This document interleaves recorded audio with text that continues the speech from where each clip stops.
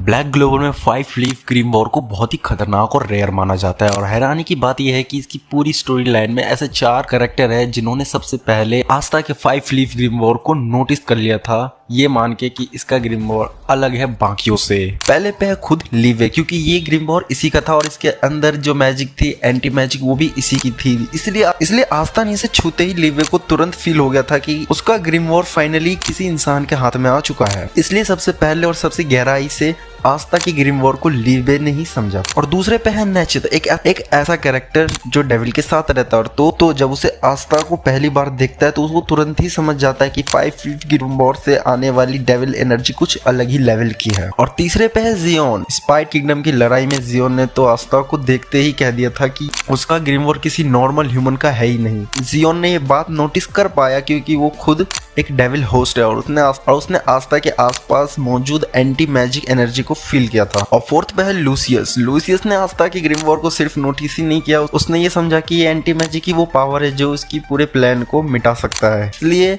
Lucius आस्था को सीधा अपना सबसे बड़ा खतरा मानता है। थे वो 4 कैरेक्टर्स जिन्होंने आस्था के 5 लीफ ग्रीमवॉर को नोटिस कर लिया था पहले ही।